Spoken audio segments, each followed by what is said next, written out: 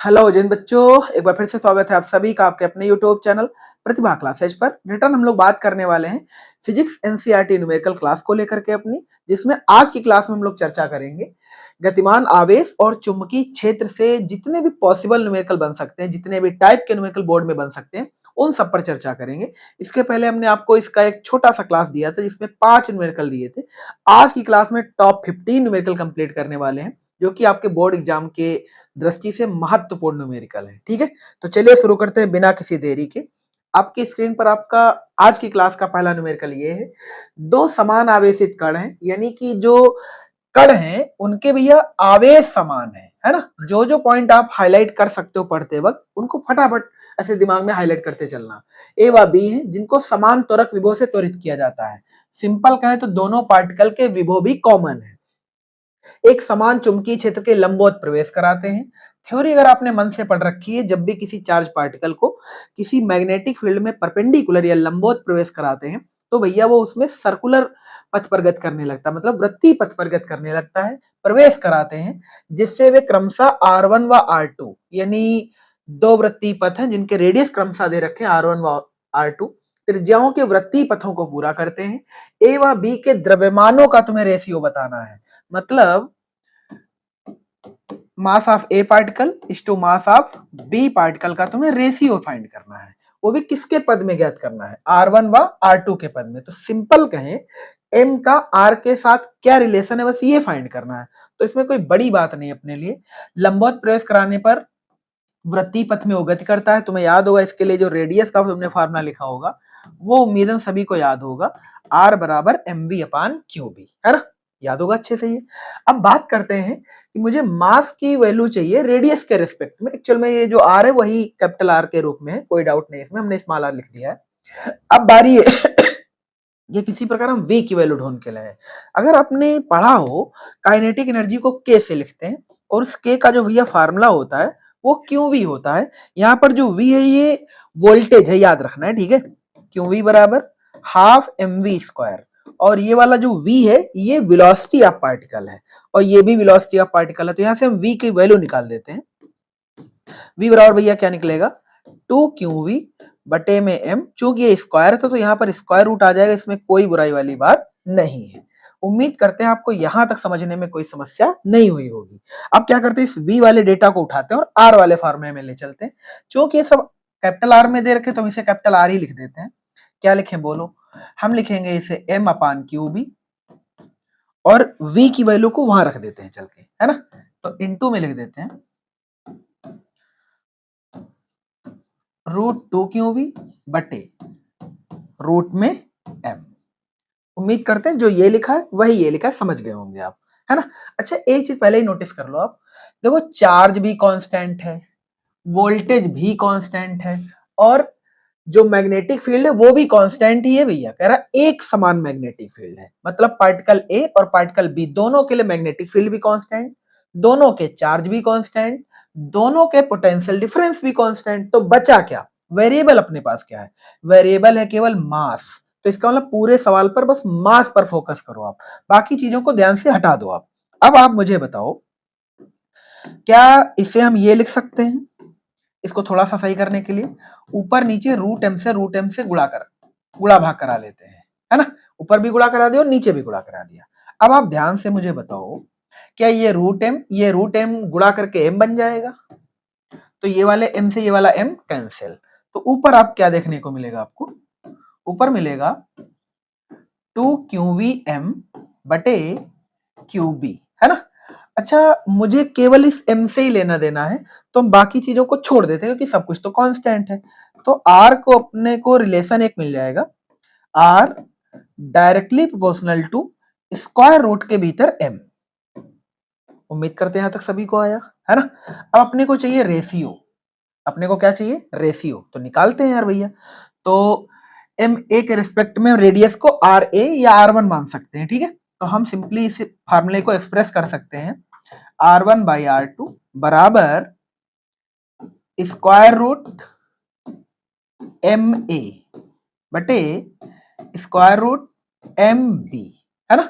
चूंकि मुझे मास के रेशियो चाहिए, आर के रिस्पेक्ट में, तो हम इसी फार्मूले को ये लिख सकते हैं कि नहीं?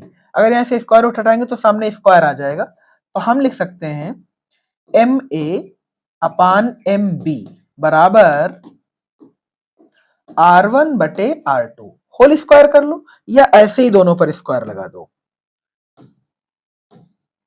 और उम्मीद करते हैं ये आपको आंसर एकदम क्लियर समझ में आया होगा। क्या एक सवाल आपको ये बेहतरीन लगा है ना? सवाल अगर आप बेहतरीन समझ में आ रहा है, आपको बेहतर समझ में आ रहा है, तो अपने दोस्तों को शेयर तो कर दिया करो यार। चलिए अब बात करते हैं सेकेंड न्यूमेरिकल। कह रहा है एक तार जिससे 8 एम्पियर की करंट प्रवाहित हो रही है, 0.15 टेस्ला, कैपिटल टी बोले तो टेस्ला के एक समान चुंबकीय क्षेत्र में क्षेत्र से 30 डिग्री, कितने डिग्री? 30 डिग्री का कोण बनाते हुए रखा गया है।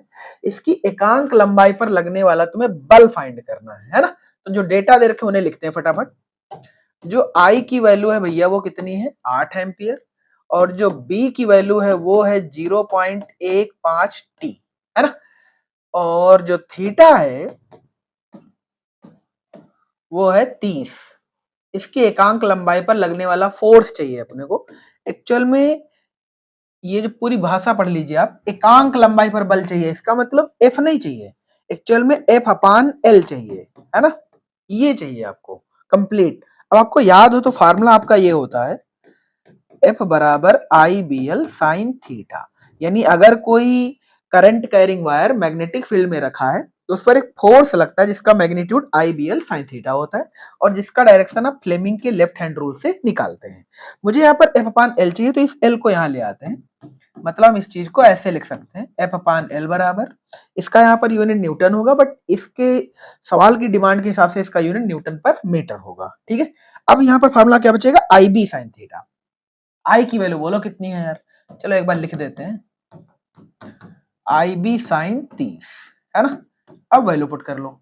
आई की वैल्यू भैया 8 और बी की वैल्यू है 0.15 और साइन 30 की वैल्यू होती है 1/2। ये आ जाएगा 4 और ये आ जाएगा 60, 2 अंक के बाद दशमलव।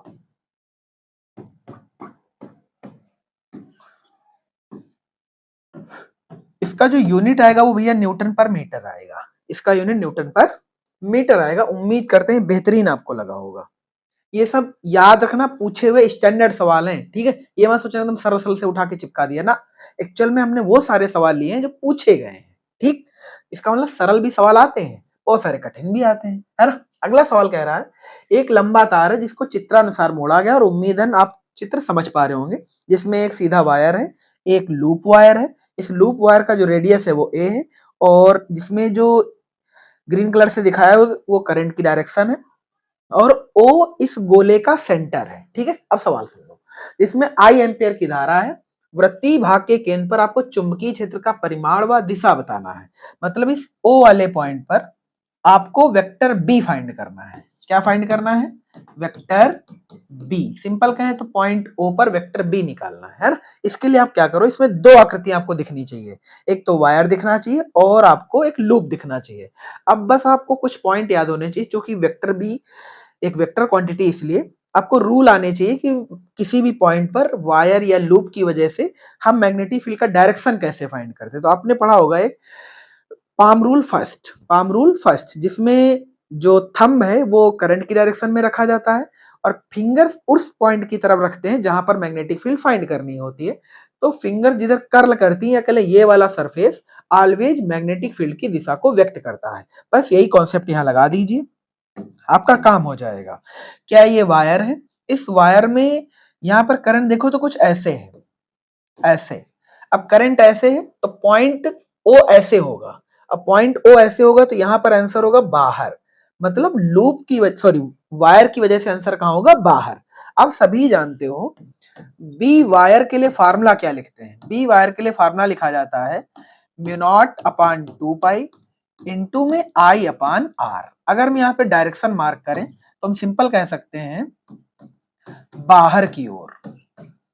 आप इसे बाहर को ऊपर भी बोल सकते हैं, ठीक है? बाहर की ओर, यानी जब हमने हाथ को अपने ऐसे रखा तो आंसर अपने को कहाँ मिला, बाहर की ओर। अब बात कर लें लूप की वजह से, लूप की वजह से चाहिए वाला पॉइंट ले लो, चाहिए वाला पॉइंट ले लो। अगर इसको हम थोड़ा सा समतल हिस्सा यहाँ पर मान के देख लें तो करंट ऊपर है, करंट ऊपर है, करंट ऊपर है, पॉइंट ऐसे तो अगेन बाहर, इसका मतलब लूप की वजह से भी आंसर कहाँ है, बाहर, है ना। तो अब हम बी लूप लिखेंगे, बी लूप, बी लूप का फार्मूला होता है mu naught I upon 2r, है ना। ये mu naught upon 2 pi into I upon R होता है, ये mu naught I upon 2r होता है, और वापस से आंसर कहाँ है, बाहर, यानी लूप की वजह से भी बाहर और वायर की वजह से भी बाहर। अब सभी जानते हो किसी एक पॉइंट पर, जैसे मान लेते हैं पॉइंट यही ओ है और इस पॉइंट ए ओ पर बी डब्ल्यू भी एक दिशा में है और सेम उसी दिशा में बी एल भी है, तो भैया फाइनल वेक्टर कैसे लिखते हैं, सभी को पता है। अगर मुझे फाइनल वेक्टर लिखना हो तो क्या भैया वो ये लिखा जाएगा, B W plus B L. क्या मेरी बात समझ में आई? तो फाइनल आंसर भी इन्हीं की दिशाओं में होगा। इसका मतलब अगर मुझे बी ओ लिखना हो, vector B O, vector B O लिखना हो तो बताओ हम क्या लिखेंगे, क्या ये दोनों ऐड कर दें?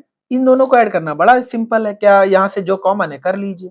क्या यहाँ से कॉमन है mu naught I upon 2r, यहाँ से कॉमन यही तो मिल जाएगा आपको, क्योंकि दोनों में करंट और रेडियस तो सेम है ना सबके लिए। तो क्या लिखें फिर भैया, ये हो जाएगा पाई, सॉरी 1 अपान पाई, अब ऐसे लिख लो 1 प्लस 1 बाई पाई, है ना। यही आपका आंसर है, क्योंकि डेटा दे नहीं रखा है, अगर डेटा दिया होता तो हम इसमें वैल्यू रख लेते और सॉल्व कर देते। तो आंसर भैया अपना यही आएगा। और अगर आपसे पूछा डायरेक्शन क्या आएगी तो डायरेक्शन भी यही आ जाएगी। तो लिख सकते हैं आप लंबवत बाहर। तो फाइनल वेक्टर बीओ का जो आंसर आएगा वो लंबवत बाहर आएगा। उम्मीद करते हैं क्लियर समझ में आया होगा। चलिए बात करते हैं अगले सवाल की। अगला सवाल आपके सामने ये है, एक 3 सेंटीमीटर लंबा वायर है जिसमें 10 एम्पीयर की करंट है और पर्णलिका के भीतर उसके अक्ष के लंबवत रखा गया है ना। तो ऐसा करते हैं, पर्णलिका आपको डिजाइन करके बता देते हैं, थोड़ा सा बड़ा बनाते हैं।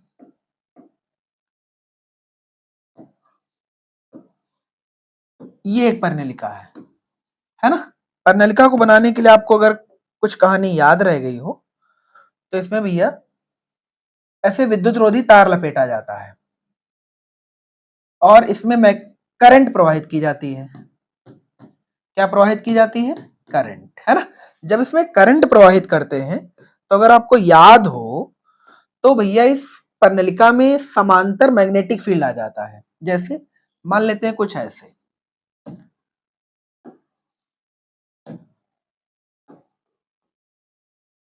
ठीक है, और यही इसकी अक्ष भी है ना।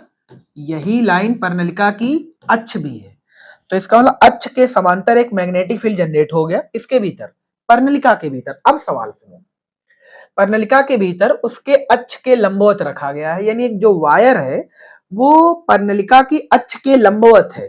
तो यहां पर हम इस डायग्राम को ऐसे समझ सकते हैं कि जो वायर है अपना, मान लीजिए वो वायर ये है, ये वायर है, ठीक है, और इसकी लेंथ 3 सेंटीमीटर है। इसकी लेंथ कितनी भैया, 3 सेंटीमीटर है। अब ये क्या कह रहा है, जिसमें 10 एम्पियर का करंट है, यानी इस वायर में जो करंट है वो 10 एम्पियर की है। पर्णलिका के भीतर चुंबकीय क्षेत्र का मान, यानी पर्णलिका के भीतर ये वाली जो मैग्नेटिक फील्ड है उसकी वैल्यू कितनी है, 0.27 टेस्ला। आपको फोर्स फाइंड करना है। क्या फाइंड करना है, फोर्स। तो फोर्स लिखते हैं यार। तो फोर्स का फार्मूला तो हम सबने पढ़ रखा है, I B L sine theta. Theta किसके बीच का एंगल होता है, तो वेक्टर बी और वेक्टर एल के बीच का एंगल, जो कि करंट की डायरेक्शन में लिया जाता है, ठीक है। अब तुम मुझे बताओ कि वेक्टर बी और वेक्टर एल में एंगल कितना है। तो बताओ, क्या ये येलो लाइन है ये वेक्टर बी है और ये जो ग्रीन लाइन है वो वेक्टर एल है। तो भैया green line, sorry yellow line तो ऐसे है, मतलब ये वेक्टर बी है और ये वेक्टर एल है। तो आप मुझे बताओ थीटा कितना है। क्या थीटा 90 है यार? थीटा कितना 90, बस यही रखना था। कैलकुलेशन देखो बहुत इजी है, बस थीटा जैसे फाइंड करना थोड़ा सा मुश्किल काम है, बस ऐसे ही सीख लीजिए आप। आई की वैल्यू बोलो कितनी है 10, बी की वैल्यू है 0.27 इंटू एल की वैल्यू है 3, वो भी सेंटीमीटर में, तो इसे मीटर बना देते हैं चलो। और साइन थीटा साइन 90 की वैल्यू सभी जानते हैं 1 होती है। कितनी होती है 1, है ना। इसे कैलकुलेट कर देते हैं, क्या ये 30 बन जाएगा? तो इसे हम 2.7 लिख सकते हैं। ये दोनों गुणा करेंगे 30 बन जाएगा, और 30 से इसे 2.7 लिख दिया। पावर में हमने कोई चेंज नहीं करा, ठीक है। 2.7 गुणे 10 की पावर -2, और ये फोर्स है, तो यूनिट क्या निकलेगा भैया? न्यूटन। कोई दिक्कत वाली बात नहीं है। हाँ, अगर आपसे मैग्नेटिक सॉरी फोर्स का डायरेक्शन पूछ लेता तो बताओ आप क्या लिखते हैं? क्या मैग्नेटिक फील्ड ऐसे है और करंट ऐसे है ना?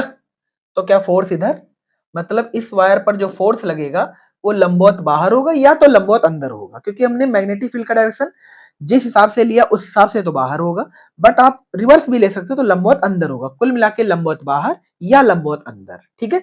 इस सवाल के लिए, क्योंकि प्रॉपर आपसे पूछा नहीं गया ना, इसलिए। अगला क्वेश्चन आपके सामने, ये एकदम बेहतरीन सा सवाल। एक कण है 0.80 टेस्ला के एक समान चुंबकीय क्षेत्र के अंदर अंतर्गत 2 सेंटीमीटर व्यास के वृत्त में गति करता है 100 वोल्ट प्रति मीटर। क्या आपको याद है ये वैद्युत क्षेत्र है? कि वैद्युत क्षेत्र से यह पथ सरल रेखी हो जाता है। कण का विशिष्ट आवेश, ये पॉइंट थोड़ा हाईलाइट करना भैया। विशिष्ट आवेश जो लोग नहीं जानते वो फिर पेपर में क्या निकालेंगे, तो विशिष्ट आवेश एक्चुअल में चार्ज और मास के रेशियो को कहते हैं। तो याद रखना, जब आवेश बोला जाए निकालने को तब तो तुम्हें क्यों फाइंड करना है, बट अगर बोला जाए कि विशिष्ट आवेश फाइंड करना है, फिर आपको भैया क्यू अपान एम की चर्चा करनी है। ठीक, समझ गए होंगे क्या निकालना है। तो सबसे पहले डेटा लिख लेते हैं एक बार। तो भैया बी की वैल्यू सवाल में दे रखी है 0.80, वो लिखो अन्यथा ना लिखो। और रेडियस निकाल ले यहां से सीधा सीधा, तो व्यास की आधी हो जाएगी। आर बराबर व्यास का आधा कर दो, तो व्यास कितना है 2 सेंटीमीटर। तो ये वाला आंसर भैया निकलेगा 1 सेंटीमीटर। रेडियस कितनी निकलेगी? 1 सेंटीमीटर। और जो वैद्युत क्षेत्र की तीव्रता है अपनी, वो भैया 100 वोल्ट प्रति मीटर, जो कि विभव प्रवणता वाला यूनिट यूज किया गया है। क्षेत्र से आप पथ सरल रेखी हो जाता है। कण का विशिष्ट आवेश निकाल दो। विशिष्ट आवेश बोले तो Q बाई एम निकालना है अपने को, है ना। अब आपको याद होगा एक फार्मूला, अगेन R बराबर M V by Q B, है ना। यहां से हम Q अपान एम निकालते हैं। चलो रखते हैं, यहां से पहले Q अपान एम ही निकाल लो। क्या हम एम को Q के बटे लिख सकते हैं? लिख सकते हैं, बिल्कुल लिख सकते हैं। इसका मतलब इस फार्मूले को हम ये लिख सकते थे, Q बाई एम और ये B। उम्मीद करते समझ में आया होगा। इस Q बाई एम को यहां लिख लेते हैं, जो कि अपने को चाहिए। अब फार्मूला अपना बन गया V upon B R, V upon B R. अब थोड़ा सा भेजा लगाओ, क्या सवाल में मिसिंग क्या है? देखो Q अपान एम तो हम निकालने ही जा रहे हैं, सवाल में B और R तो दे रखे हैं, B भी दे रखा है, R भी दे रखा है, बट एक डेटा और दे रखा है E, और अपने जो फार्मूला बना उसमें तो V है। इसका मतलब इसे थोड़ा सा यहीं पे रोक लेते हैं समीकरण 1 बना करके। अब क्या करते हैं, संतुलन नियम लगा लेते हैं, जिसमें इलेक्ट्रिक फोर्स इक्विवेलेंट लॉरेंज बल, जिसे आप मैग्नेटिक फोर्स बोलते हो, इनके फार्मूले रख करके हम उसे सॉल्व करके V की वैल्यू ढूंढ लेते हैं। एफ ई की वैल्यू सभी को याद होगी, तो क्यू ई होती है, और एफ एम की वैल्यू होती है क्यू वी बी, है ना। जो कट रहा है काट दीजिए यार। तो यहां से मुझे V की वैल्यू चाहिए तो V ही निकाल देते हैं। तो V बराबर निकलेगा भैया E अपान बी। उम्मीद करते हैं सभी को समझ आया होगा, है ना। अब इस वैल्यू को समीकरण 1 में डाल देते हैं। समीकरण 1 में डालोगे जब, तो ये बन जाएगा Q बाई एम बराबर E बटे बी, E बटे बी। बी नीचे भी लिखा था तो इसे स्क्वायर कर दिया सीधा सीधा, तो अब बन गया E upon B square R. अब रख देते हैं वैल्यू, कैलकुलेशन करते हैं और फिर आंसर निकालते हैं। E की वैल्यू भैया 100 है, B की वैल्यू 0.8 है। चूंकि इसका स्क्वायर है तो इसे 2 बार लिखने में कोई बुराई नहीं है, और इंटू में R भी लिखना है तो 1 इंटू 10 टू पावर -2 लिखने में कोई समस्या नहीं है। क्या 10 की पावर -2 है, और ये 10 की पावर +2 है ना। ऊपर जाएगा भैया तो +4 हो जाएगा। तो ऐसा करते हैं, इस दशमलव से ऊपर 2 जीरो और बढ़ा लेते हैं, है ना। तो अब ध्यान से देखो, तो हम इसे लिखेंगे 10 की पावर 6, 10 की पावर 6, 4 तो पहले से लिखा है। तो ऐसा करते हैं, यहां से हम 100 बाहर निकाल देते हैं और 10 की पावर 4 ऐसे लिख देते हैं तोड़ करके, और 8 गुणे 8 64 लिख देते हैं, है ना। बस इसको सॉल्व कर लो आप, तो देखो कितना हो जाएगा 32, ये कितना 50, ये कितना 16 और ये कितना 25। अब भाग मार दो सीधा सीधा, 16 करने में कितने होते हैं भैया 16, यहाँ बच जाएगा 9 दशमलव, 16 छक्का 96 होता तो 16 पच्चीस 80 काट लो, है ना। अब कितना बच जाएगा 10 बच जाएगा, 16 छक्का 96, इतना ही काट लो बस, ज्यादा नहीं। 10 की पावर कितना 4, 10 की पावर 4, इसका यूनिट बोलो क्या होगा, तो ये कुलाम है और ये केजी है, तो इसका भी ये जो यूनिट होगा वो ये होगा कुलाम पर केजी। उम्मीद करते हैं आपको ये क्लियर समझ में आया होगा, है ना। तो Q बाई M इस वाले फार्मूले से निकाला जाता है, और अगर डेटा मिसिंग है तो उनको भैया एक्सप्रेस करना आपको आना चाहिए, यही तो फिजिक्स है ना, मैथ नहीं है ये, याद रखना ऐसे। चलिए अगला सवाल आपका ये है, कह रहा एक दूसरे से 4 सेंटीमीटर दूरी पर रखे दो लंबे सीधे व समांतर तार ए व बी से क्रमशः 8 एम्पियर व 5 एम्पियर विद्युत धाराएं एक ही दिशा में बह रही हैं। तो ऐसा करते हैं, दो वायर ले ही लेते हैं, है ना। एक का नाम ए, दूसरे का नाम बी, एक में 8 एम्पियर दूसरे में 5 एम्पियर, एक 8 एम्पियर और दूसरा 5 एम्पियर एक ही दिशा में बह रही हैं। तार के 10 सेंटीमीटर खंड पर बल का आकलन कीजिए। तार ए के 10 सेंटीमीटर खंड पर, तार ए ये है तो सिंपल कहें तो इस ए वाले तार के 10 सेंटीमीटर पर आपको फोर्स लिखना है। इस एल की जो वैल्यू सवाल में वो 10 सेंटीमीटर है, और इस पर तुम्हें फोर्स फाइंड करना है। क्या फाइंड करना है, फोर्स। अब तुम्हें बस एम्पियर परिभाषा आनी चाहिए। याद रखना, जब भी दो समांतर तारों पर चर्चा की जाएगी तो हमेशा आपको एम्पियर परिभाषा लगानी है। एम्पियर परिभाषा का फार्मूला होता है mu not upon 2 pi I1 I2 बटे में R और इनटू में L। ये एम्पियर परिभाषा से फार्मूला आता है F का, ठीक है। अपने को फोर्स ही चाहिए, सारा डेटा दे रखा है, बस उड़ाना है, ठीक है। म्यू नॉट की वैल्यू सभी जानते हो आप, 4 पाई इंटू 10 टू पावर -7 बटे में 2 pi into I1 into I2, I1 8 I2 5, तो 8 गुणे 5 बटे में R, R की वैल्यू है 4 सेंटीमीटर। मतलब एक ये जो वायर हैं वो एक दूसरे से 4 सेंटीमीटर पर थे, तो 4 इंटू 10 टू पावर -2 इसे MKS में बदल दिया। और L की वैल्यू कितनी दे रखी है, L की वैल्यू भैया 10 दे रखी है, वो भी सेंटीमीटर में, तो इसे -2 बना देते हैं, बस उड़ा देते हैं। चलिए सेम घाते ऊपर नीचे मिलने कैंसिल आउट कर दीजिए आप, पाई से पाई मार दीजिए, इस 2 से 4 को मार दीजिए, नहीं 4 को तो 4 यहां मार दो, यहां पे 4 कर दो, ठीक है। तो 4 पंचे कितना हो जाएगा 20, और 20 गुणे 10 200, तो 2 गुणे 10 की पावर -5, ये आपका आंसर हो जाएगा न्यूटन के रूप में, ठीक है। उम्मीद करते हैं ये भी सवाल आपको क्लियर समझ में आया होगा, ठीक है। चलिए बात करते हैं आगे और अगला सवाल पढ़ते हैं। अगला सवाल एक डायग्राम वाला और 2023 में पूछा भी गया है, यानी बेहतर सवाल है एक। क्या कह रहा है, एक समान दो वृत्तीय पास हैं जो चित्रानुसार आपको व्यवस्थित दिखाए गए हैं। दोनों पास में प्रवाहित धारा एवं उनकी त्रिज्याएं बराबर है। मतलब इस वाले में भी करंट आई, इस वाले में भी करंट आई, इसकी भी रेडियस ए और इसकी भी रेडियस ए, मतलब दोनों के रेडियस और दोनों में करंट सेम है। बिंदु O पर उत्पन्न चुंबकीय क्षेत्र का परिमाण व दिशा बताना है। पॉइंट O आपको ये दिख रहा होगा, ये वाला। इस पॉइंट O पर वेक्टर B फाइंड करना है, ठीक है। वेक्टर B का मतलब होता है कि परिमाण के साथ साथ आपको दिशा भी लिखनी है। तो इसके लिए आपको इन रिंग की वजह से पॉइंट O पर मैग्नेटिक फील्ड का डायरेक्शन करना आना चाहिए। तो इसके लिए एक हमने ऐसे छोटा सा कॉइल बना रखा है, क्योंकि कॉइल में हम करंट की धारा नहीं समझ पा रहे हैं, मतलब दिशा नहीं समझ पा रहे हैं। तो इसके लिए क्या करते हैं, ऐसे समझते हैं ये एक कॉइल है, यहां समझो ये एक्चुअल में ऐसे रखी हुई है, ऐसे, है ना, और पॉइंट अपना ऐसे है। समझ में आ गया नहीं। तो इस वाले हिस्से में करंट कहां होगा, ऊपर।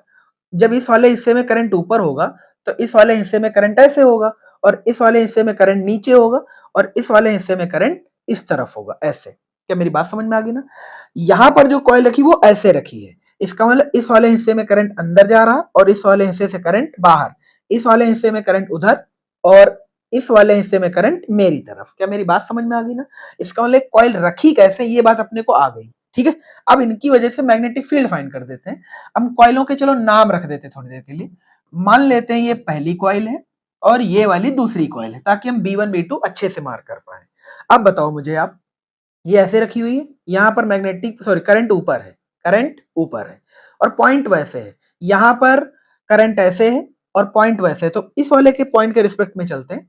क्या यहाँ पर करंट ऐसे, थंब रखते हैं करंट की दिशा में, फिंगर्स रखते हैं पॉइंट की तरफ, तो ये वाला जिधर कर्ल करती है फिंगर वही मैग्नेटिक फील्ड का डायरेक्शन होता है। इसका मतलब ऐसे थंब रख दिया करंट की दिशा में, फिंगर्स रख दिया पॉइंट ओ की तरफ, तो अपने को आंसर समझ में आ गया कि नीचे है। मतलब इस वाली कॉइल की वजह से जो B1 है भैया वो तो नीचे आ गया, यानी वेक्टर B1 कहाँ है, नीचे की तरफ। क्या समझ में आया सभी को? चलिए, क्या पहली कॉइल से अपने को B1 तो क्लियर समझ में आ गया। अब बात करते हैं इस वाले कॉइल से B2 निकालने की। यहां देखते हैं ऐसे, क्या इस वाले हिस्से में चले, है ना, कुछ कुछ ऐसे।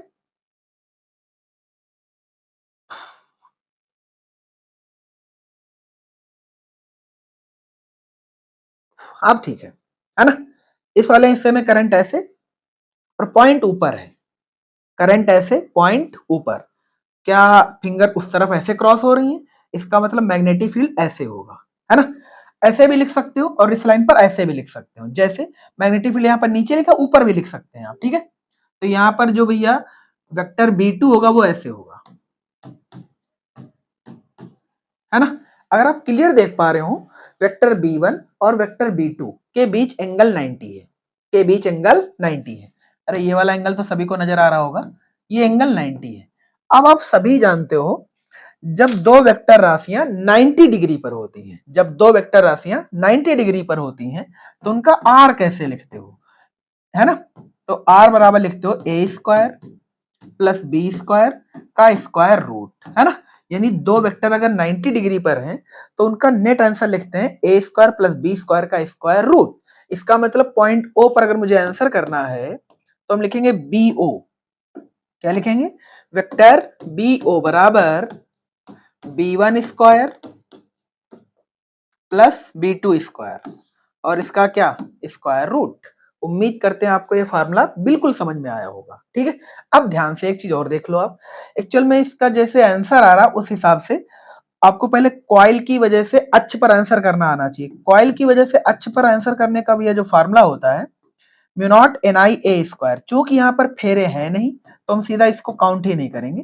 Mu naught I a square upon 2 A square plus x square की घात 3/2। ये फार्मूला होता है किसी भी कॉइल की वजह से अक्ष पर आंसर करने का। आप मुझे बता दो, एक्चुअल में जो फार्मूला मतलब उत्तर इसका आ रहा है वो यहाँ पर ए नहीं आ रहा है। ए नहीं आ रहा, इसका मतलब क्या? इसका मतलब ये है कि जो कॉइल है उनकी रेडियस एक्स की तुलना में बहुत कम है।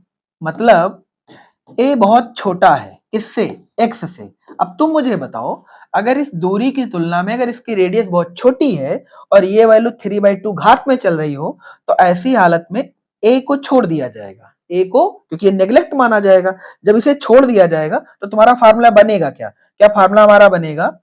Mu naught I a square अपान 2 और एक्स स्क्वायर पर 3/2 घात लगा दो। अच्छा, एक्स स्क्वायर पर 3/2 घात लगाने का मतलब 2 से 2 तो मर जाएगा, इसका मतलब 2x क्यूब बचेगा। क्या बचेगा? 2x cube. उम्मीद करते हैं फार्मूला आपको क्लियर समझ में आया होगा। चलिए बस इसी को यहाँ चिपका देते हैं। तो तुम मुझे बताओ, क्या जो मैग्नीट्यूड B1 का होगा वही मैग्नीट्यूड B2 का होगा? ऐसा क्यों? क्या ऐसा समझ पा रहे हैं आप? देखो यार, जितना करंट इस वाली कॉइल में है, जितनी रेडियस इस कॉइल की है, क्या सेम कहानी इसकी भी है। इस वाली कॉइल से पॉइंट ओ की दूरी भी x है और इस वाली कॉइल से भी पॉइंट ओ की दूरी x है। इसका मतलब जो मैग्नीट्यूड B1 का होगा वही मैग्नीट्यूड B2 का होगा।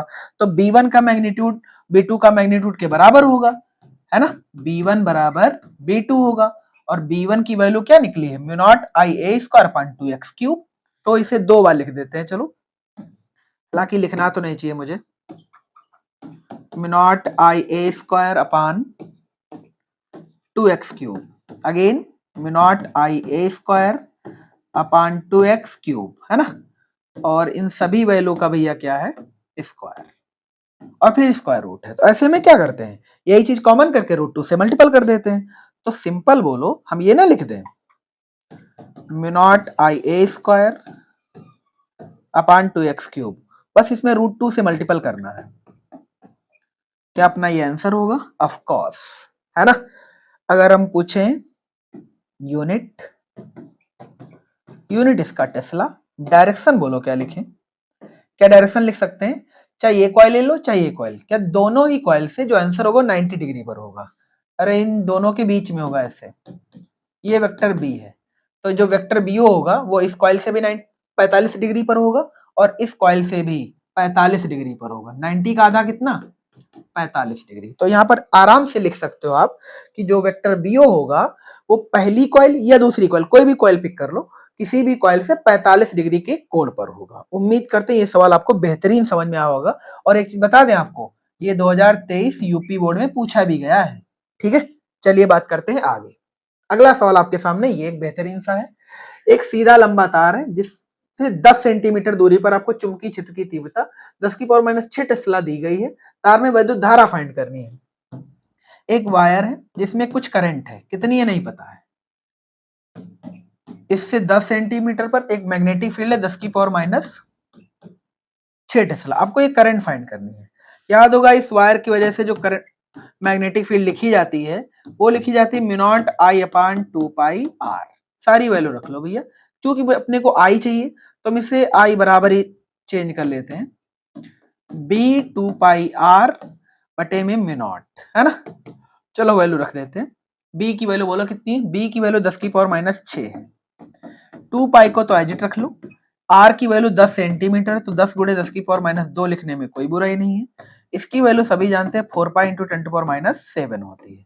अब यहाँ बस काटने पीटने का गेम है, पाई से पाई निपटा दो, 2 से 4 निपटा दो, 2 आ जाएगा, इसे 5, है ना। -7 -6 उड़ा दो, -1 बचेगा, -1 यहाँ भी उड़ा दो तो -1 बच जाएगा। सिंपल कहें तो आई की वैल्यू 5 गुणे 10⁻⁻1 एम्पियर आ जाएगी, है ना। आप इस आई को 0.5 एम्पियर बोलने से नहीं कतरा सकते। उम्मीद करते ये इसका भी कैलकुलेशन आपको मजेदार लगा होगा, है ना। चलिए अगला सवाल पढ़ते हैं। एक हीलियम नाभिक को 0.8 मीटर त्रिज्या के वृत्त में पूरी परिक्रमा करने में 2 सेकंड का समय लगता है। वृत्त के केंद्र पर उत्पन्न चुंबकीय क्षेत्र ज्ञात करो। जब भी ऐसे सवाल आए कि कोई पार्टिकल परमाणु के भीतर कक्षा में घूम रहा है और आपको चुंबकीय क्षेत्र फाइंड करना, तो इसके लिए एक मास्टरपीस है अपने पास फार्मूला, बी बराबर mu naught by 4 pi QV by R square. ठीक है, सभी को यही लगाना है। ऐसा तभी करना है जब कहा जाए एटम के भीतर कोई पार्टिकल कक्षा में चक्कर लगा रहा है और उसके तुल्य आपको मैग्नेटिक फील्ड फाइंड करनी है। जो डेटा दे रखे उन्हें एक बार लिख लेते हैं पहले। तो भैया रेडियस दे रखी है 0.8 मीटर, है ना, और हीलियम नाभिक है, इसका मतलब चार्ज भी दे रखा है। क्या हीलियम नाभिक का चार्ज अल्फा के बराबर होता है, तो हम लिखेंगे 3.2 इंटू 10⁻⁻19 कूलाम, और टाइम भैया इसका दे रखा है 2 सेकेंड। कितना दे रखा है, 2 सेकेंड। आपको वृत्त के केंद्र पर चुंबकीय क्षेत्र की गणना करनी थी। अब तुम ध्यान से देखो तो डेटा अपने पास क्या क्या दे रखा, क्या मिसिंग है, आर भी है, आर भी है, क्यों भी है, क्यों भी है, बस मिसिंग कौन है, वी। ये वी है क्या, एक्चुअल में ये वी वेग है। ये वी क्या है, वेग। अब तुम मुझे बताओ, अगर कोई पार्टिकल, मान लेते ये नाभिक है, ये पॉइंट नाभिक है और ये उसकी कक्षा है, तो वृत्तीय कक्षा ही तो होगी यार। अगर ये वृत्तीय कक्षा होगी और रेडियस इसकी आर होगी, तो जब वो चक्कर लगाएगा तो टोटल कितनी दूरी तय करेगा, 2 पाई आर। कितनी दूरी, 2 पाई आर। तो समय बराबर दूरी बटा चाल होता है। दूरी उसने कितनी तय कर ली, 2 पाई आर, और चाल उसकी v है। तो बताओ यहां से हम v की वैल्यू लिख सकते हैं कि नहीं, 2 pi R by T, v बराबर 2 पाई आर बाई टी। बस इसी वैल्यू को उठाओ या फिर से चिपका दो। तो हम लिखेंगे mu naught by 4 pi Q into 2 pi R बटे में टी, और ये वाला आर स्क्वायर तो पहले से लिखा है, तो इनटू में आर स्क्वायर। यहां से जो चीजें कट सकती भैया उड़ाते हैं। तो क्या पाई से पाई मर जाएगा, 2 से 4 मर जाएगा तो 2 बच जाएगा, पड़ा रहने देते हैं, और इस r से ये वाला r मर जाएगा। तो अपना अब जो फार्मूला बनकर तैयार हुआ वो बना भैया μ0/2 इनटू q बाई tr। बस इतनी वैल्यू बची अपने पास, है ना। अगर हम यहाँ पर वैल्यू अपनी रखें और साधारण सी गणित लगा के कैलकुलेशन कर दे तो अपने को एक लॉजिकल आंसर मिल जाएगा। बस उसी की तो बात करनी है। चलो रखते हैं। μ0 की वैल्यू हम सभी जानते हैं 4 पाई इंटू 10⁻⁷ बटे में 2 इंटू क्यू की वैल्यू है 3.2 इंटू 10⁻⁻19 बटे में टीआर, टी की वैल्यू है 2 और आर की वैल्यू है 0.8 मीटर, 0.8, है ना। इस 2 से हम यहाँ पर 1.6 लिख सकते हैं, दशमलव से दशमलव काट करके इसे हम 2 बना सकते हैं और इस 2 से 2 को मार सकते हैं। तो अपने पास जो भी वैल्यू आएगी वो 4 पाई आ जाएगी। पाई की वैल्यू सभी जानते हो 3.14 होती है, तो 14 चक्कू 56.43 12, तो अपने आंसर मिल गया 12.56। अब पावर चेक कर लेते हैं, -19 -7 -26, ये अपना आंसर है। फाइंड करें हम लोग बी, तो इसे टेस्ला लिखने में कोई बुराई नहीं है। आप इसे Newton per ampere into metre भी बोल सकते हैं, ठीक है। कैलकुलेशन का थोड़ा सा कहीं अगर एरर हो जाए तो उसे भैया देख लिया करना, क्योंकि कैलकुलेशन ही कर रहे हैं आपके सामने, हम भी मशीन थोड़ी हैं यार। चलिए अगला सवाल ये कह रहा है 6 × 10⁻⁴ टेस्ला के एक समान चुंबकीय क्षेत्र के लंबवत दिशा में, लंबवत थीटा 90, 3 × 10⁻⁷ मीटर पर सेकेंड से गतिमान इलेक्ट्रॉन के पथ की त्रिज्या फाइंड करनी है ना। तो B की वैल्यू है 6 × 10⁻⁴ टेस्ला, लंबवत है तो थीटा 90 है ना। और वेलोसिटी आप भैया जो पार्टिकल है वो है 3 × 10⁻⁷ मीटर पर सेकेंड। पार्टिकल का नाम इलेक्ट्रॉन है तो चार्ज लिखने में कोई आफत नहीं होनी चाहिए। 1.6 × 10⁻⁹ पथ की त्रिज्या निकालनी है। पहले भी हमने बता दिया था, जब पार्टिकल लंबवत प्रवेश करता है तो भैया वो वृत्तीय गति करता है। जब पार्टिकल वृत्तीय गति करता है तो रेडियस निकालने का फार्मूला होता है r बराबर mv/qb। ये केवल तभी लगाएंगे जब पार्टिकल लंबवत प्रवेश करेगा, ठीक है। सारा डेटा दे रखा है, त्रिज्या ही फाइंड करनी, उड़ा दो। इलेक्ट्रॉन की चर्चा हो रही तो आपको m तो आता ही होगा। चलो एक्यूरेट रख देते हैं, 9.1 × 10⁻31। वेलोसिटी ऑफ पार्टिकल है भैया 3 × 10⁻⁷। और चार्ज की वैल्यू सभी जानते हैं 1.6 × 10⁻⁻19 इंटू बी की वैल्यू है 6 × 10⁻⁴, 6 × 10⁻⁴। जो कट सकता है काट लो भैया। इस 3 से तो परफेक्ट चला जाएगा, 2 और कुछ परफेक्ट जा सकता है। देखो ये 32 हो जाएगा, है ना। 32 से 96 होते हैं, तो उत्तर 3 से थोड़ा सा कम ही आएगा। तो ऐसा करो, दशमलव से दशमलव मार दो, तो 32 32 से 96, तो 2 पॉइंट कुछ कर दो, 2.8 के करीब मान लो, ठीक है। पावर बोलो क्या आ जाएगी, -19 -4 -23 -31, माइनस का 8 बच जाएगा, -8 + 7 -8। तो मेरे ख्याल से आप इसे 0.28 लिख दो, क्या ठीक रहेगा। ये 8 नहीं है, सॉरी, हाँ चलो ठीक है, 10⁻⁷ लिख देते हैं। अब -1 बचेगा, -1 को अंदर कैरी कर दिया तो खत्म कहानी। ये आ गया मीटर में, ये काहे में आ गया, मीटर में, ठीक है ना। डाटा कोई छूटा तो नहीं, कोई दिक्कत नहीं, छूट जाए तो देख लेना, समझदार हो सब। अगला सवाल ये है, एक इलेक्ट्रॉन धनात्मक y अक्ष की दिशा में 2 × 10⁶ मीटर पर सेकेंड की चाल से गति करता है। एक चुंबकीय क्षेत्र वेक्टर बी जो कि 2 जगह एग्जिस्ट करता है, 0.3 j cap + 0.4 k cap Tesla के आकाश में उपस्थित है। इलेक्ट्रॉन पर आरोपित बल का परिमाण व आपको दिशा फाइंड करनी है। इसके लिए बस आपको लंब अक्षों की प्रमेय आनी चाहिए। इसको हम कुछ ऐसे ड्रॉ कर लेते हैं, ये x अक्ष, ये y अक्ष और ये z अक्ष। अगली आपको काम की चीज ये याद रखनी है कि x अक्ष में यूनिट वेक्टर को i कैप मार्क करते हैं, y वाले में j कैप मार्क करते हैं और z वाले में k कैप मार्क करते हैं।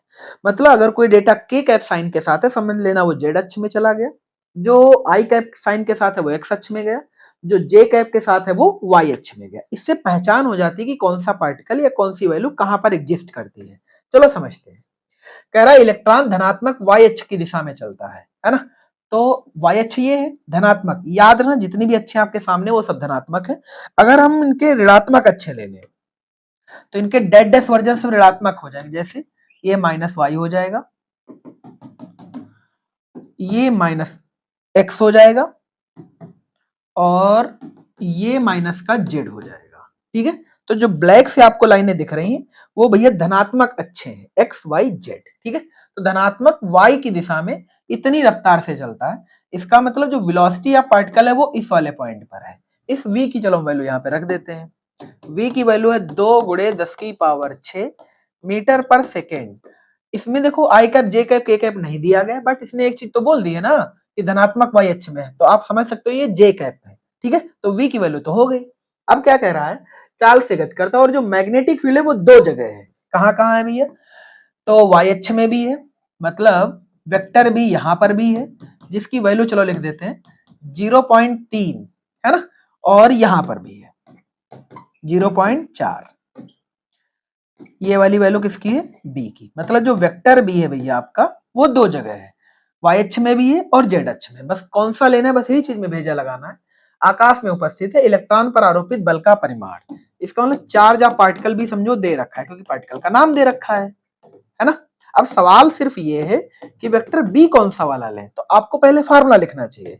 याद होगा आपको फार्मूला था Q V B sine theta, है ना। अब तुम मुझे बताओ, अगर मान लो थोड़ी देर के लिए कि हम बी ये वाला ले लें जो वाई अक्ष में है, तो क्या अपना आंसर आएगा, चेक कर देते हैं। चलो पहले हम 0.3 वाले की चर्चा कर रहे हैं। ठीक है, आप मुझे बताओ, यहां से अगर हम एफ लिखें तो क्यू की वैल्यू बोलो क्या है, 1.6 इंटू 10 टू पावर माइनस का 19 इंटू वेलोसिटी ऑफ पार्टिकल अभी 2 गुणे 10 की पावर 6 इंटू बी हमने कौन सा लिया, वाई अक्ष वाला, वाई अक्ष वाली लिया तो 0.3 आ गया।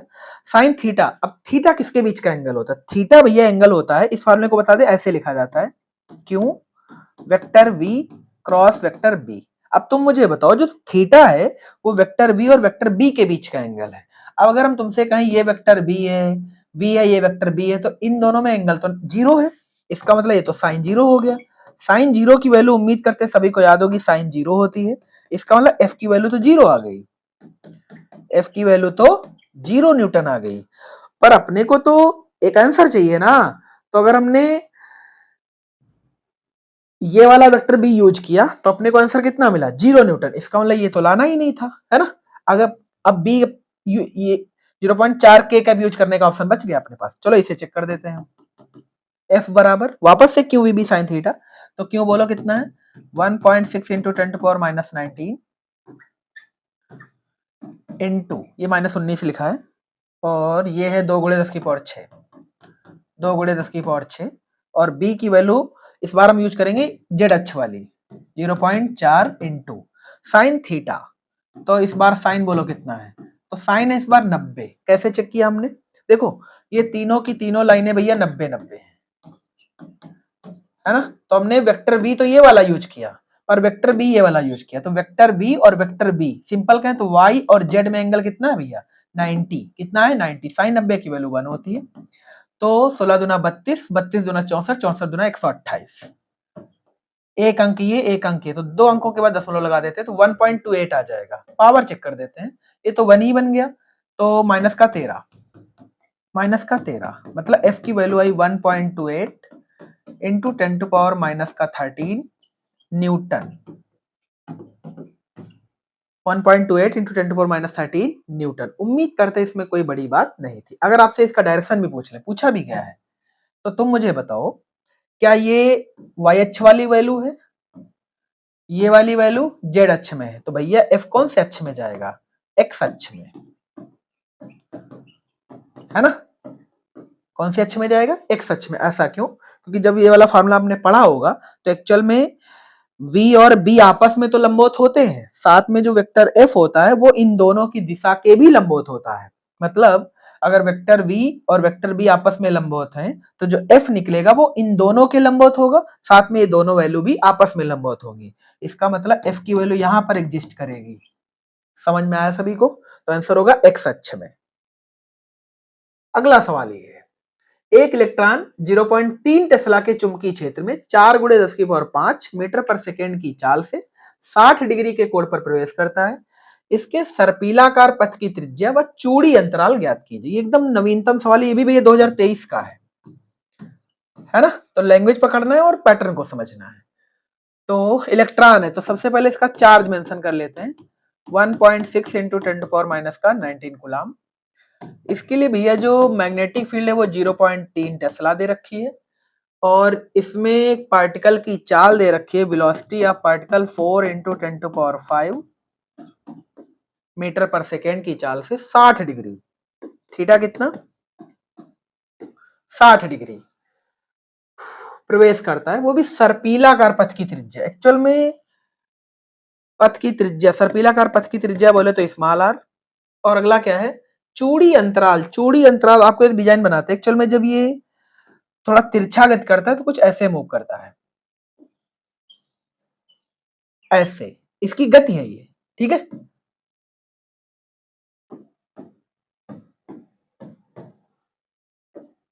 ठीक ऐसे गति करता है ये। अब ध्यान से कहो, इसकी त्रिज्या बतानी मुझे, तो त्रिज्या मतलब ये वाला हिस्सा, ये वाला।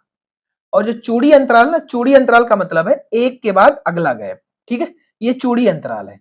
इस चूड़ी अंतराल को पथ की पिच बोलते हैं। क्या बोलते हैं, पिच। इस चूड़ी अंतराल का एक और भी नाम है पिच, ठीक है। ये पिच निकालना है और ये रेडियस निकालनी है।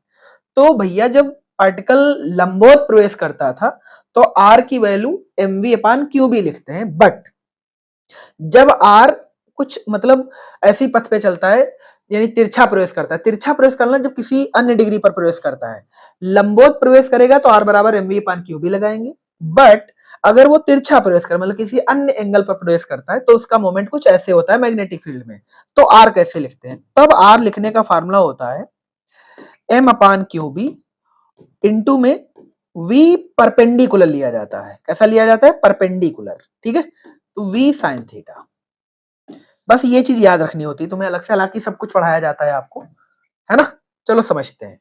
अब बस v sin थीटा लिखना है आपको। क्या रखें, अब r की वैल्यू निकाल देते हैं। m ये इलेक्ट्रॉन मास होगा, इसका जो पार्टिकल है उसी का मास होगा। तो 9.1 इंटू 10⁻⁻31 इंटू v परपेंडिकुलर। तो v की वैल्यू तो यही लिख लो, बस साइन 60 लिखना है। 4 इंटू 10⁵ और साइन 60 की वैल्यू सभी को आती है √3/2, √3/2, ठीक है। बटे में QB, Q की वैल्यू हम सभी जानते हैं 1.6 इंटू 10⁻⁻⁻19, और B की वैल्यू सवाल में है 0.3। हम यहाँ पर अप्रॉक्स मेथड यूज करेंगे। अच्छा, इस वाली वैल्यू को हम 9.1 ना देख करके सीधा सीधा 9.0 समझ लेते हैं। क्या समझ में आ गया ना ये। अब ध्यान से देखो, तो इस 3 से 9 मर जाएगा 3 बार, है ना। 0.3 आ जाएगा, नहीं सॉरी 30 आ जाएगा, है ना। ये आ जाएगा 30, है ना। अब वो 30 आ गया तो कुछ और कट सकता है क्या, हाँ कट सकता है। यहाँ पर इसको 0.4 बना देते हैं, ठीक। इस दशमलव से यहाँ वापस से एक 0 बढ़ा लेते हैं और इसे कट कर देते हैं। तो जो r की वैल्यू आएगी वो आ जाएगी, ओहो ये 300 हो गया ना। तो ऐसा करो, इसको भी उड़ा दो, तो ये बन जाएगा 150। कितना बन जाएगा, 150। 150 पर 4 का भाग लगा देते हैं चल के।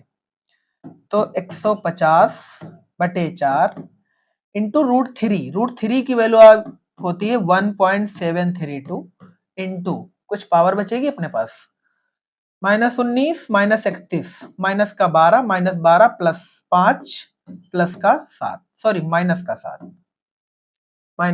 7 ये बचेगा। अब इसे और सॉल्व कर लो, मुश्किल नहीं हो गया थोड़ा यार, इसका कैलकुलेशन तुम कर लेना, ठीक है। अब इसी को सॉल्व कर लेना, आपका आंसर आ जाएगा, ठीक। पहले 4 का पहाड़ा 150 पे पढ़ लेना, फिर जो भी है उसे 1.732 से और मल्टीपल कर देना, फिर आपका एक आंसर आ जाएगा, ठीक। प्रॉपर आंसर नहीं निकल पाएगा, निकलने वाला थोड़ा टाइम लग जाएगा। अब बात करते हैं पिच कैसे निकालते हैं। पिच को ही भैया चूड़ी अंतराल कहते हैं, ठीक। सिंपल कहें तो दो पिचों के बीच की दूरी चूड़ी अंतराल कहलाती है। तो हम पिच निकालते हैं। पिच कैसे निकाला जाता है, पिच निकाला जाता है जो वेलोसिटी यूज की जाएगी वो भैया समांतर यूज की जाएगी। समांतर मतलब v cos theta, v cos theta into t। Simple कहे तो दूरी है, दूरी बराबर चाल गुणे समय होता है, तो चाल v cos थीटा इनटू समय t, है ना। यहाँ पे वैल्यू पुट कर लेते हैं v cos थीटा, तो सिंपल कहें तो v cos 60 इनटू इस t की वैल्यू तुमने पीछे पढ़ी होगी, नहीं पढ़ी तो इसको भैया याद देख लेना, 2 pi m by Q B, है ना। इसमें भैया वैल्यू पुट कर दो, वापस से आंसर आएगा। समझते हैं यहाँ पर v cos थीटा, तो v की वैल्यू है 4 into 10 to power 5 into cos theta की वैल्यू सभी जानते हैं 1/2 होती है, into 2 pi m by Q B, तो 2 पाई और m की वैल्यू रख लेते हैं 9 गुणे 10 की पावर माइनस 31 बटे क्यू बी। क्यू की वैल्यू है 1.6 इंटू 10 टू पावर माइनस का 19 और b की वैल्यू यहाँ अलग लिख देते हैं 0.3, है ना। ये कैलकुलेशन बन गया आपका। अब इसे काट पीट लो, फिर से एक आंसर मिलेगा। इस बार जो आंसर मिलेगा भैया वो अपना पथ की पिच होगा, है ना। इस 2 से 2 मार दो और इस दशमलव से यहाँ 0 बढ़ा करके इसे काट दो तो 30 आ जाएगा, है ना। अब इस 4 से अगेन काटो तो 0.4 आ जाएगा और कुछ तो बचा नहीं, तो ये बन गया 300। इतना बन गया 300। 75 चौके 300 होते हैं, तो सीधा वैल्यू आ गया 75 पाई। पाई की वैल्यू सभी को आती है 3.14, तो गुणा कर लेना भैया, आंसर मिल जाएगा एक मैग्नीट्यूड के रूप में। तो मैंने लिखा 75 पाई माइनस 19 माइनस 31 से काट दिए तो माइनस का 12 बचा, माइनस का 12 में प्लस 5 और ऐड हो गया तो माइनस का 7 आया। ये आंसर आया मीटर में। ये आंसर कहाँ में आया? मीटर में। तो जो पथ की पिच होगी वो 75 पाई गुणे 10 की पावर माइनस 7। अब इसको भैया न्यूमेरिक वैल्यू में चेंज कर सकते हो, 75 गुणे 3.14 गुणे 10 की पावर माइनस 7। ठीक है, ये इसका रियल आंसर है। उम्मीद करते हैं ये वाला भी सवाल आपको बेहतरीन समझ आया होगा। ध्यान देना, ऐसे भी कैलकुलेटिव सवाल आएंगे पेपर में, तो आपको टाइम भी बचाना है और आंसर भी करके जाना है, इसलिए बेहतर मन से एकदम पढ़ाई करिए। बस 1-2 सवाल और बचे हैं। 5 सेंटीमीटर लंबे तार को 2 गुणे 10 की पावर माइनस 4 टेस्ला के एक समान चुंबकीय क्षेत्र में रखा जाता है। 3 मिली एम्पियर की धारा तार में प्रवाहित करने पर तार पर अधिकतम बल ज्ञात कीजिए। वायर की भैया लेंथ है वो कितनी है? 5 सेंटीमीटर और जो बी है वो अपना है 2 गुणे 10 की पावर माइनस 4 टेस्ला और करंट जो है इसमें वो है 3 मिली एम्पियर। इस मिली को चेंज कर लेते हैं 10 की पावर माइनस 3 से रिप्लेस करके। तार पर अधिकतम बल, अधिकतम बल बोले तो एफ मैक्स निकालना है। अच्छा, एफ मैक्सिमम तभी निकलेगा जब थीटा 90 होगा, है ना। तो ये चीज मैक्सिमम ये शो करता है कि थीटा इस सवाल के लिए कितना है? 90। अब जो फार्मूला बनेगा एफ मैक्सिमम का वो बनेगा IBL, है ना। इस बार साइन थीटा लिखने की आवश्यकता पड़ेगी ही नहीं, तो एफ मैक्सिमम निकलेगा यहां से IBL। आई की वैल्यू है 3 into 10 to power minus 3, B की वैल्यू है 2 गुणे 10 की पावर माइनस 4 और एल की वैल्यू है 5 सेंटीमीटर 10 की पावर माइनस 2। तो ये तो 10 बन गया और ये 3 बन गया, तो 30 बन गया। 30 गुणे 10 की पावर माइनस 9, आप इसे 3 गुणे 10 की पावर माइनस 8 लिख सकते हो। यूनिट इसका न्यूटन आ जाएगा। क्या आ जाएगा? न्यूटन, है ना। 30 4 3 7 2 9, हाँ ठीक है। अब बात करते हैं अगला सवाल। अगला सवाल ये एकदम बेहतरीन सा है, बस तुम्हें थोड़ा सा भेजा लगाना अपना। 2 समांतर चालकों में धाराएं विपरीत दिशा में प्रवाहित हो रही हैं। एक में देखो नीचे करंट है और एक में करंट ऊपर है।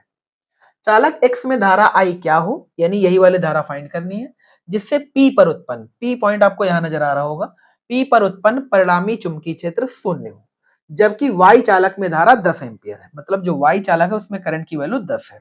सिंपल, आप मुझे बताओ। अब यहां पर पहले तो वेक्टर लिख लीजिए, यहां पर करंट नीचे, पॉइंट उधर, तो इस वाले की वजह से आंसर कहां है? बाहर। यानी अगर हम P पर आंसर करने जाएं तो हम लिखेंगे BX, कहां? बाहर।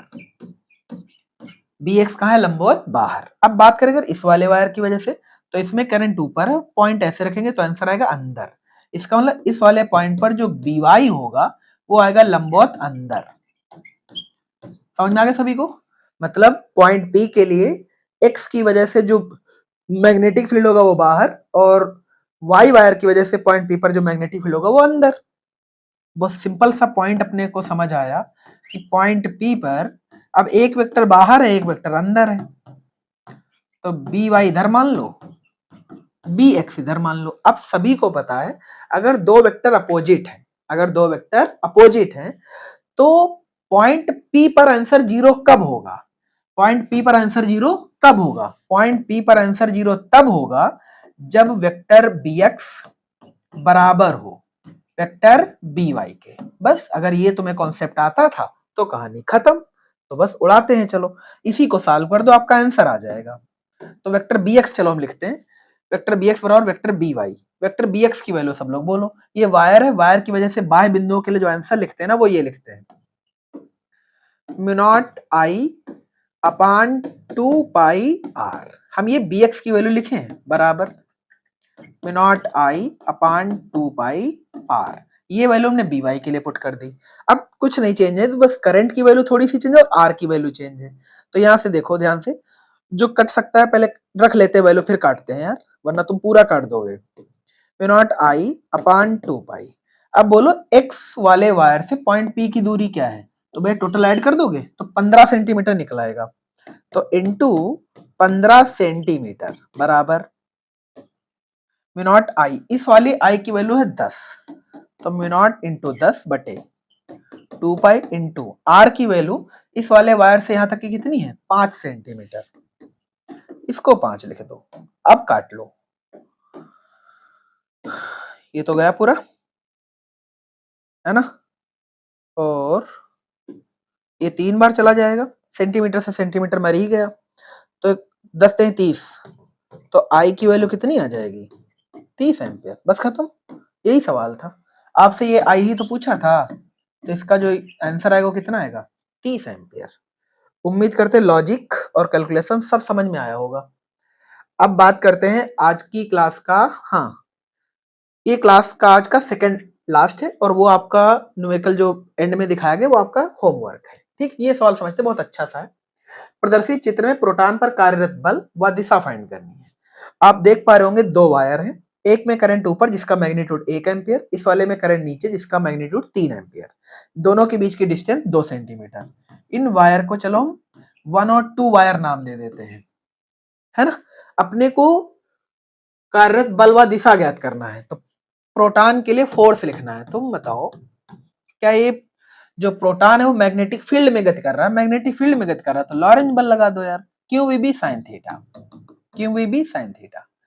अब क्या सारी वैल्यू तो दे रखी है, क्यू भी दे रखा, वी भी दे रखा, बट मिसिंग कौन है बी। बी ढूंढ लेते हैं पहले।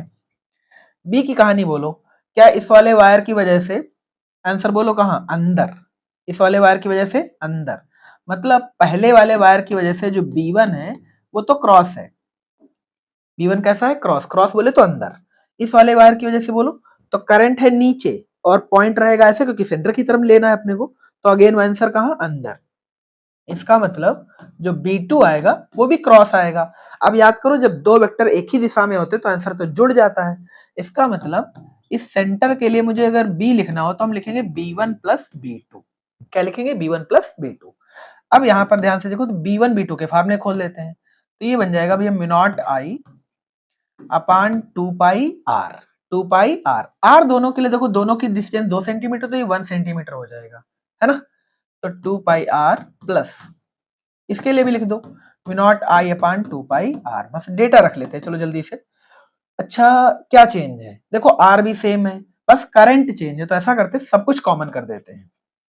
Mu naught upon 2 pi R को कर लेते हैं कॉमन, अंदर बच जाएगा ये आई प्लस ये आई, मतलब ये 1 और वो 3, मतलब ये बन जाएगा, है ना। अब वैल्यू रख लो, म्यू नॉट की वैल्यू हम सभी जानते हैं 4 pi into 10 to power minus 7, 2 pi into R की वैल्यू बोलो।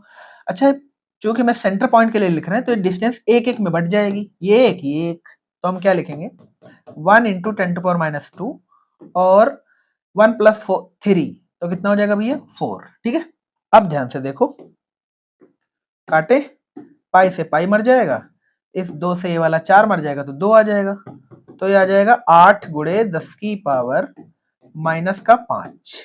है ना। ये टेस्ला मैग्नेटिक फील्ड आ गई इसके भीतर, यानी जहां पर प्रोटॉन गति कर रहा है, दौड़ रहा है, वहां पर मैग्नेटिक फील्ड तो इतना है, बस इसी वैल्यू को यहाँ चिपकाना था। 1.6 इंटू 10⁻⁻⁻ का 19 इंटू वेलोसिटी ऑफ प्रोटॉन है 10⁻6 इंटू मैग्नेटिक फील्ड है 8 गुणे 10⁻⁻5। अब तुम बताओ थीटा कितना है, क्या पार्टिकल ऊपर की तरफ है और मैग्नेटिक फील्ड अंदर है? मैग्नेटिक फील्ड अंदर, मैग्नेटिक फील्ड अंदर का मतलब ऐसे मान लो, ऐसे, है ना, तो मैग्नेटिक फील्ड अंदर, तो क्या थीटा इन दोनों के बीच कितना है? 90, इतना है 90।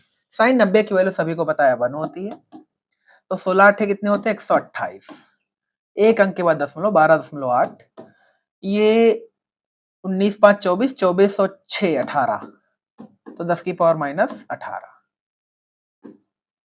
ये आपका आंसर है न्यूटन के रूप में। किसके रूप में? न्यूटन के रूप में। दिशा भी चलो पूछ ही लेते हैं, पूछी भी गई है। अब तुम बताओ वेक्टर बी अंदर, वेक्टर बी अंदर, थंब को रखते हैं करंट की दिशा में, पर ये तो पार्टिकल है, पार्टिकल में करंट कैसे निकालते हैं? सभी को पता है, धनावेश की दिशा में ही तो करंट मानी जाती है। तो मैग्नेटिक फील्ड अंदर, करंट ऊपर, फोर्स मेरी तरफ, मतलब इस वाले वायर की तरफ, यानी इस वाले प्रोटॉन पर जो फोर्स का डायरेक्शन होगा वो पहले तार की तरफ होगा। सिंपल कहें तो उस तार की तरफ जिसमें करंट 1 एम्पियर होगा। उम्मीद करते हैं ये सवाल विद मैग्नीट्यूड और विद डायरेक्शन आपको समझ आया होगा। ये रहा आज की क्लास का एक कॉपी न्यूमेरिकल है, यानी इसका एक पैटर्न तो पीछे आपको कराया ही था हमने। इसका आंसर भैया कमेंट बॉक्स में पिन कर देना, जो भी आए, है ना। सारे डेटा दे रखे, करंट 10 एम्पियर और रेडियस इसकी 10 सेंटीमीटर, और ये जो एंगल जो आपको तीर दिख रहे हैं भैया, ये करंट की डायरेक्शन है। ये किसकी डायरेक्शन है? करंट की। तो कमेंट बॉक्स ओपन है, आप सभी अपना आंसर छोड़ देना सॉल्व करके। मिलते हैं नेक्स्ट वीडियो में। Thanks for watching. जय हिंद।